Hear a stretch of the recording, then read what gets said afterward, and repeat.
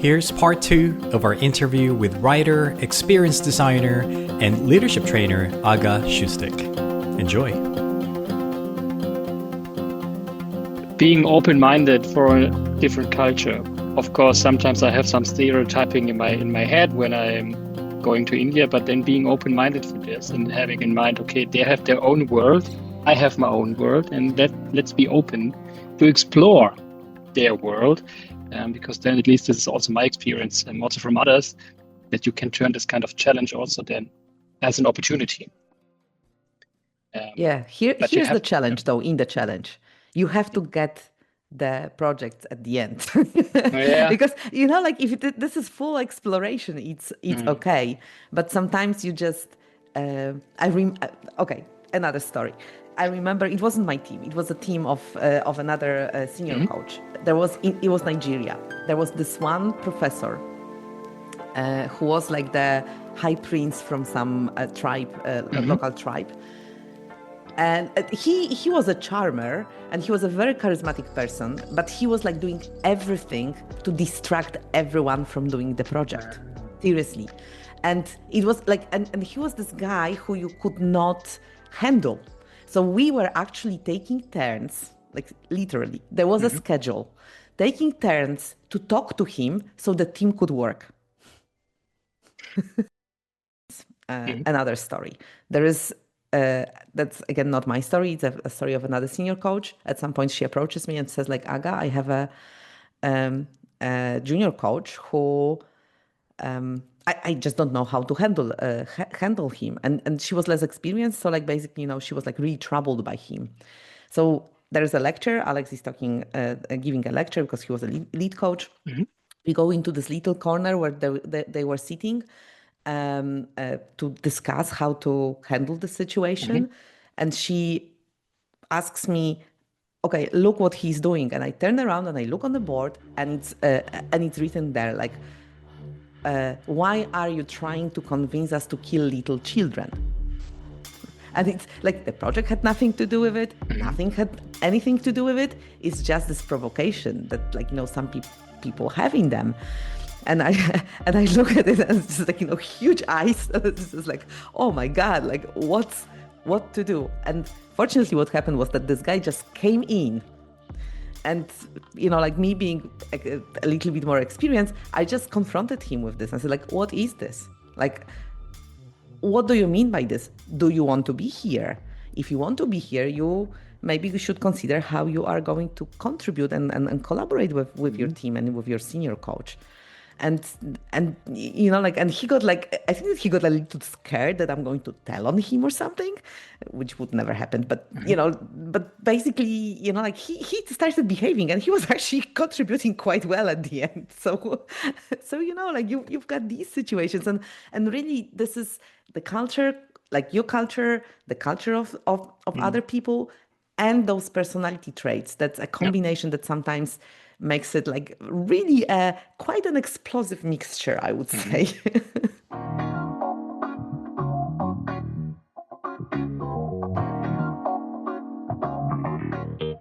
These are exceptions that happen very rarely, but they are very memorable, basically.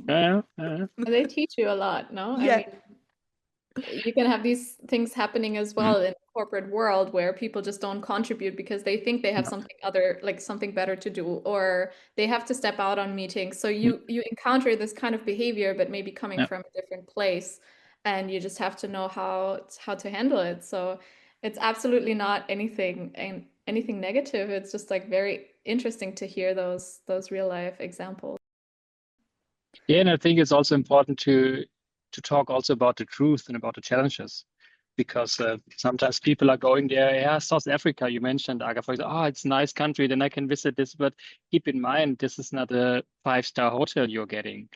Keep in mind that there are quite challenges there and you have to face them, and you have to be sure that you're sharing your flat with 5-6 people and then the AC is turning off. It's not running anymore. So and be aware of this, and then when you know these challenges and you're still looking forward to join the Impact Week, then you experience the whole beauty of Impact Week. Absolutely. You know, like I remember when I was going to Madagascar, which was like probably the most remote place in the world that I've ever been to, even compared to Nigeria. And it was this underwater marine research. They were like trying to warn us about the conditions at the end, which were like the most basic conditions I've ever lived in.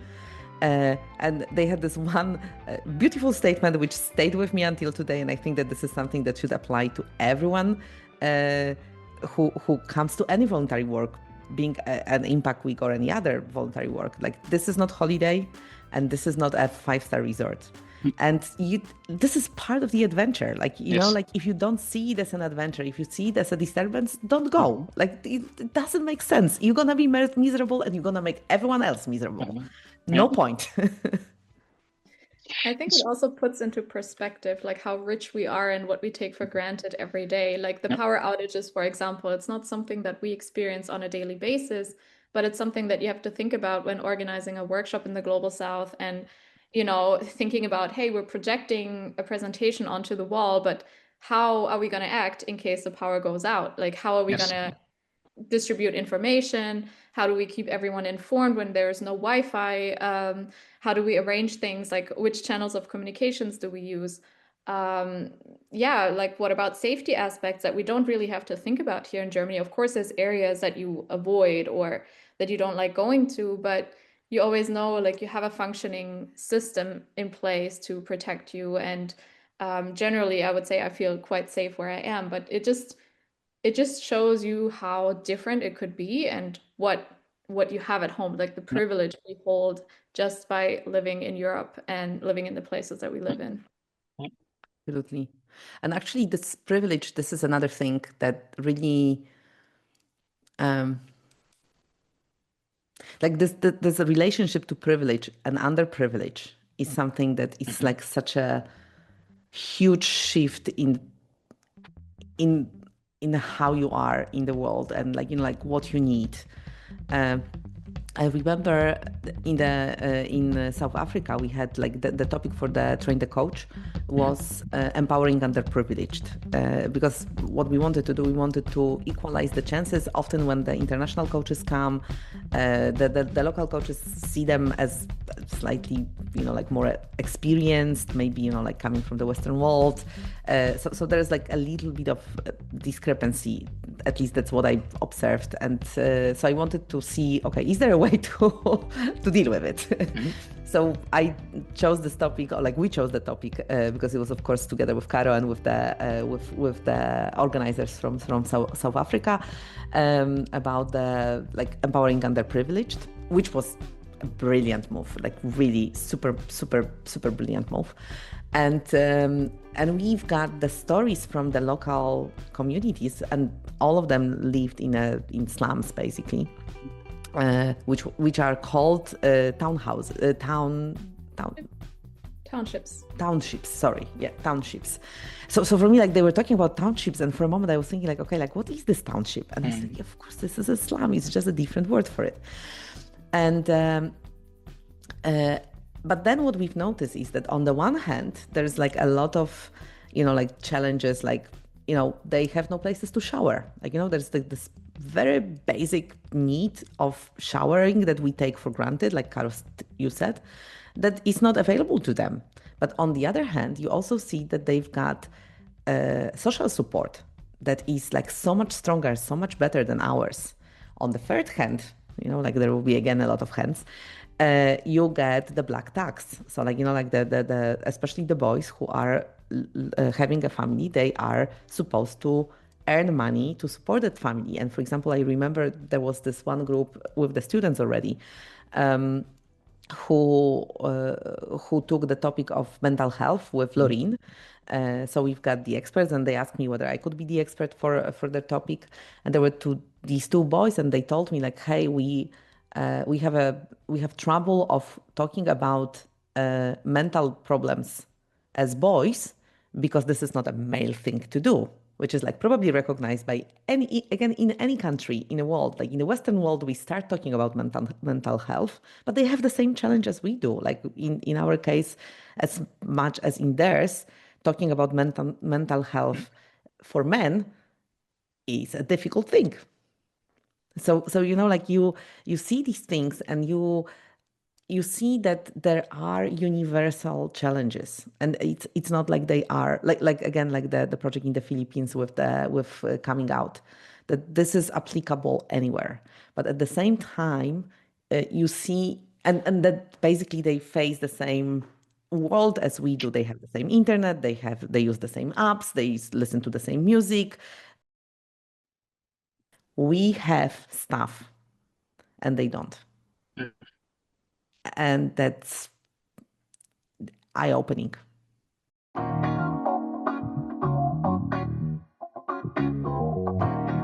It was a really lovely trip down memory lane. I mean, I've been there for a few of the moments, and we discussed some of them and some of the challenges as well that we went through together. So it was really nice hearing from you and hearing also from trips before the time that I joined, since you're a more experienced Impact Week contributor than me, actually. Let's speak about your books. Actually, Aga, we met 2023, just after my trip to Jordan. And it feels like it's way longer ago. I feel like I've known you forever. I don't know. Likewise, like really. 2 years. But I remember that we met in Warsaw. I was there to visit some friends, and we took some time to meet over coffee for one of our upcoming projects. And you gave me one of the books that you wrote. I remember afterwards I went to the stadium. So this book was to a football stadium. Yeah, exactly. One of the many places your books have been.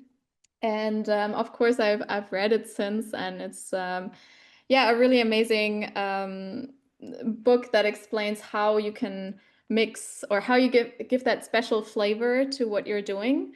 And I think it can be very helpful. And it, of course, reminded me of design thinking.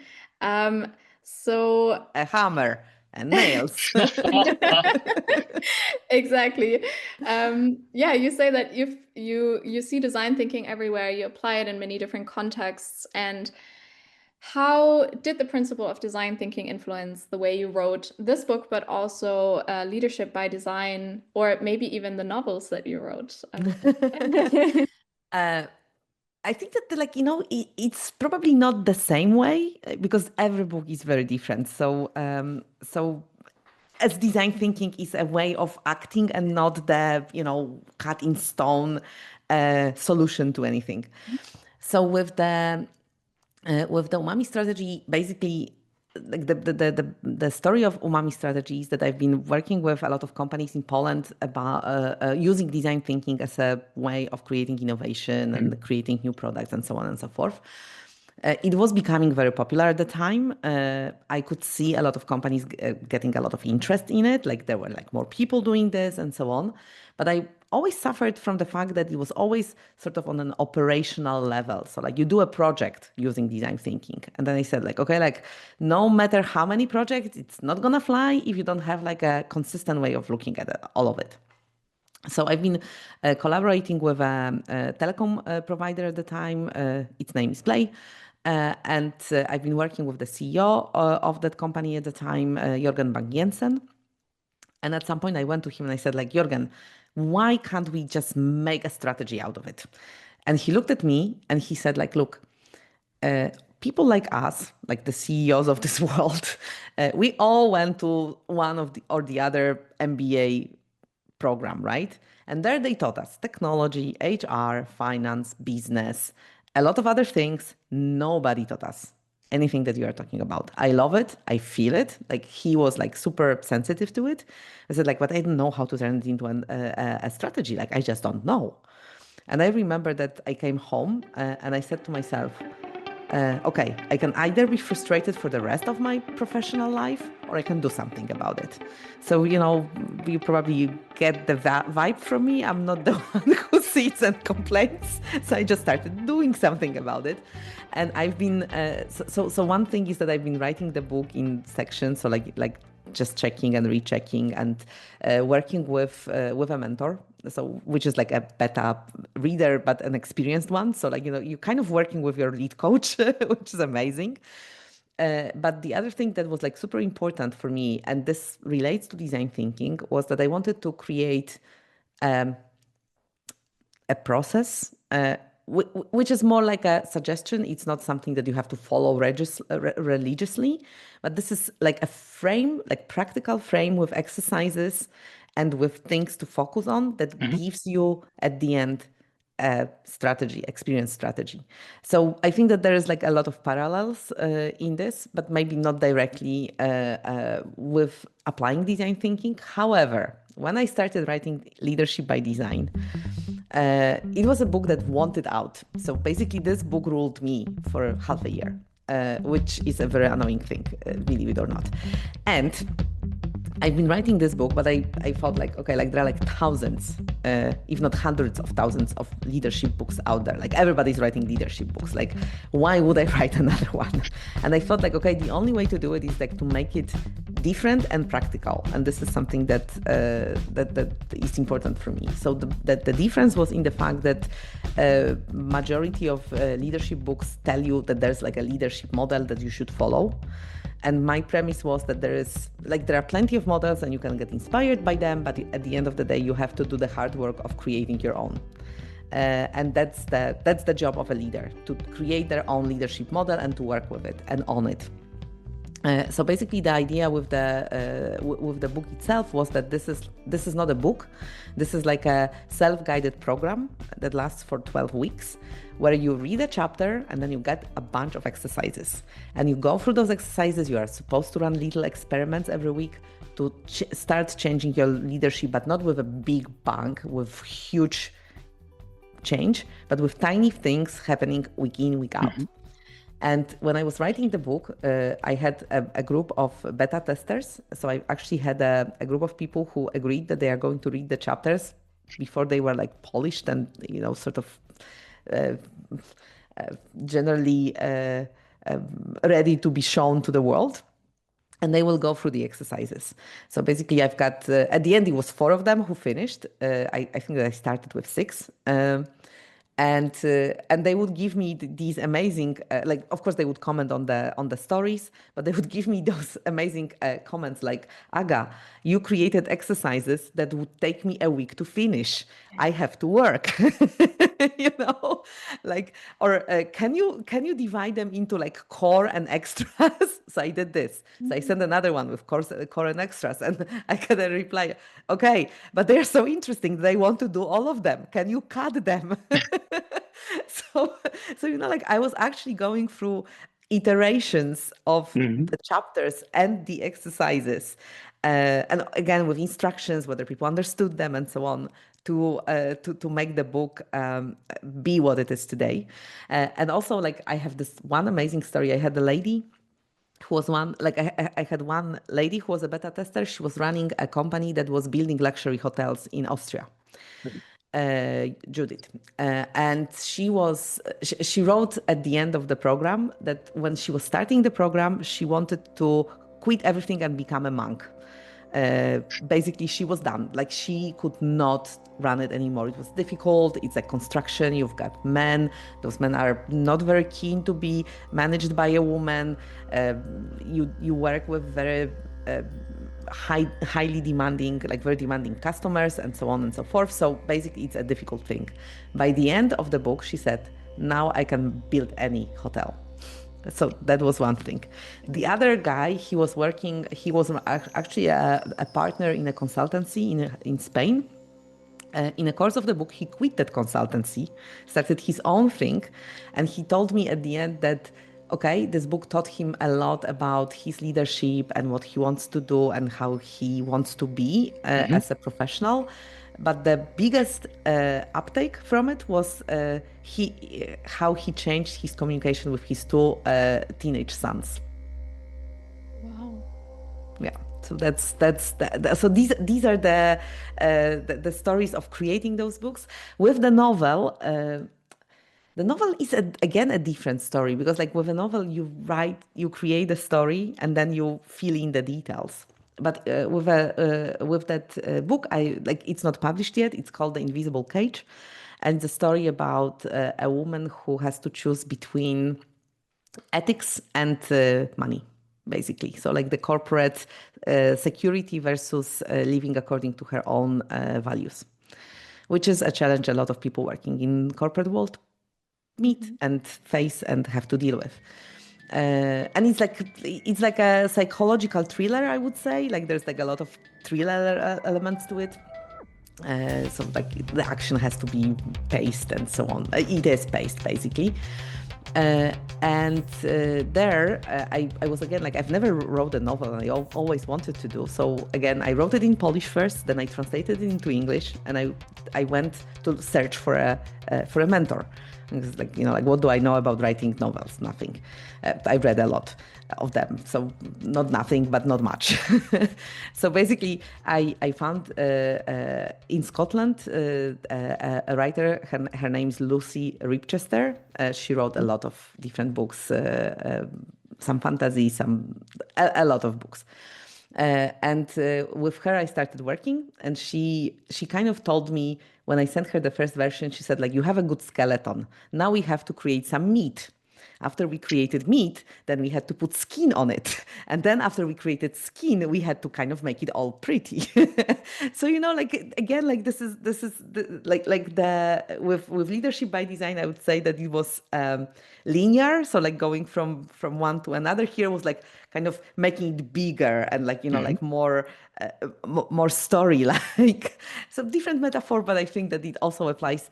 But like one thing that design thinking and my design profession gives me in all of this, and this is something that both my mentors, writing mentors, told me, is that I come for feedback. And I understand that feedback is there to make me better and my writing better. So what they say is that often when you have writers coming for feedback and for mentoring, they are so attached to their creation that they take feedback as personal insult. They feel vilified, they feel offended. There is like a lot of negative emotion. And both my mentors, Anne Morgan and Lucy, they said, with you, you come and you know why you came. And I think that this is the trait that I've got in me that was totally trained and, like repeatedly hammered into me through design thinking. Like this is what we teach. This is the most important, one of the two most important lessons. Listen to your customers or your users and experiment. Definitely, yeah. Never fall in love with your prototype. Oh, yeah. Amazing. I think those are really wonderful examples of how you use design thinking, not just to write it, but also how it influenced your books, like content of the books. And I think it's I'm always amazed when I see people that really integrate design thinking into almost every aspect of their lives. Like you said, the communication with loved ones, your career development, but also how you approach problems. And I totally agree. It's a mindset that you have to kind of cultivate over a longer period of time, which is not that easy. But I think once you get hooked on it, it kind of, it just keeps rolling and rolling, and you see it everywhere. That's amazing. Yeah, actually, I think that once you get trained in it, you cannot untrain it, basically, And I mean, the thing about feedback, I think it's important to know that, of course, it can hurt when you don't get the feedback that you want or the validation that you want. It doesn't mean that it doesn't have to hurt in the first moment, but it's about how you act after you received it. And that sometimes, for me, sometimes it takes a moment, and then I have to remind myself, like, these people, they love me enough to tell me the truth, which is amazing. I want that from my friends, in my private life. I want that from my colleagues, to just be honest. So otherwise you won't change anything and you won't get better. And I love that. I love that tip for everyone. Yeah, and like I remember, I think it was with leadership by design, I got like harsh feedback from a friend, and I remember that hurt a lot. also because, like I like him and appreciate him and so on, but he made me better. And he made this book so much better because like once I cried over it, I said like, okay, there's a lesson there. And I remember when I sent the chapter to the people, they said like, you improve, not it was with Umami Strategy, it was Umami Strategy. My mentor said, you improved your writing and the way you formulate your thoughts like tenfold from one session to another. Like really, after that, really, like it was a kind feedback. It wasn't like, but it was like super direct. And then I remember when I wrote the Invisible Cage, so the novel, I sent it to a friend of mine who is a director. She's American living in Canada. And from her, I got the feedback. She said like, why are you operating only with two emotions, like happy and angry? And I was thinking like, oh my God. I said like, like if you keep on repeating the same emotion, when you want it to be strong, it's just used at that point. So like, can you just do something about that? And I was thinking like, oh my God, like it was actually an insight into myself, because I realized that I was also raised in a way that I was supposed to be always happy. So I was not quite allowed other emotions. So the only way of like kind of venting was to get angry at some point. So like these emotions I know very well. And unlike Caro, I've been heard screaming.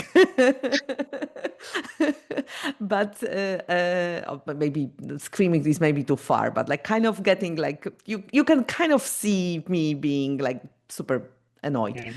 But this insight helped me to understand that, first of all, like I need to learn to write different emotions, but I should also learn to name the emotions I'm feeling in a better way, which is super cool. Amazing. Who thought that writing a book could take you on such a journey? Oh yeah. Actually, there's another thing. Like I know them. I could talk again another hour about books and writing them, but actually sometimes your subconsciousness knows things that your consciousness doesn't, and writing makes them become explicit. Like sometimes I would write a sentence, I say like, oh my God, like I wish I said that sentence to myself like 10 years ago, like, and I never knew it existed. That's true. Yeah. I mean, sometimes when I write things down, it can be like a reflection or whatever, and I look back at it, I'm like, what did that come from me? Did I write that? Yeah, which says a lot about like how underappreciative we are to ourselves, right?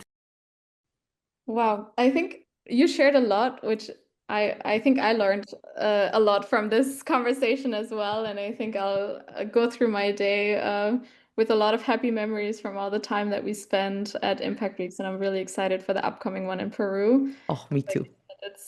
It's just so nice spending so much time together, and I really appreciate that you're always someone who's also looking for, how can we improve Impact Week, or giving feedback, or being one of the helping hands. And it's just so reassuring that we're not alone in this, and there's a community that loves us and that holds together. To our listeners today, listening to this podcast and thinking maybe I could be a junior coach one day, what would be your message to them? Oh, okay. You are going to have an adventure of your life, and it's gonna be fun. It's gonna be challenging, but this will be something like I mentioned, Łukasz said, something that will be the best memory, at least of a year at least. Like it's so worthwhile doing this, like really professionally, personally. Yeah, do it. If you think about it, do it. Do it. Okay. Nice. So we have a quick fire random questions, 4 questions.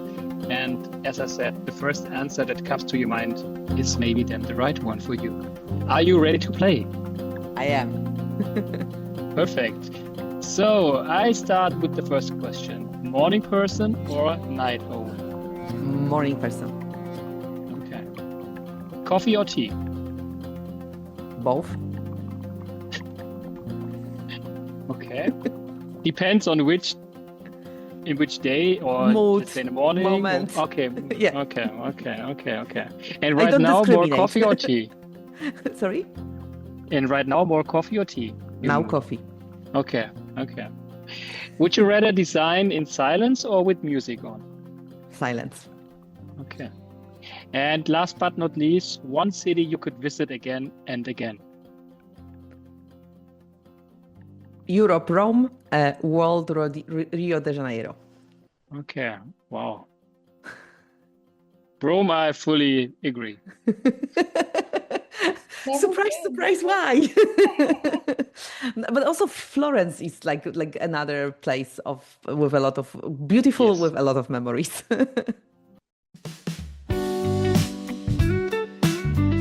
Thank you so much, Aga. It was really a blast.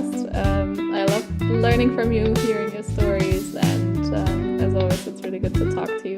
I'm really excited about everything that's coming up, and talking more about the Umami strategy, of course, because I see a lot of use cases for Impact Week as well as we go into the new year and redesign a little bit. How we do the things we do and how to create more impacts and bring more flavor and something special to the people. Thank you so much for having me. It was such a joy, and I hope that I haven't overwhelmed you with all the stories. You opened Pandora's box, really, like the reverse of Pandora's box. Thank you, and I really hope that we will meet in a physical form in one of the corners of the world. We will. Which is what Impact Week does, right? Yes, that's true. And to our listeners now, if you are now listening and you want to stay connected, you can head over to impactweek.net, or you can also join our global community on babele.com. And this is your host from this episode, one of them. My name is Gio. Yeah, and I'm Carolyn. Don't forget to follow and subscribe to our podcast on Spotify, Apple Podcast, and YouTube so you never miss an episode. Maybe we need to invite Aga back for some more stories or after always to share a few of the highlights. Yeah, this is our Impact Week podcast, Real People, Real Impact, and we'll catch you in the next one. To the skies, where I left my dreams of wanting to fly, to remove the veil from this dreamer's eyes,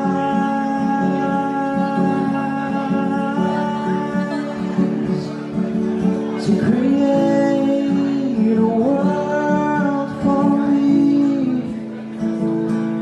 and all the dreams I wish to see.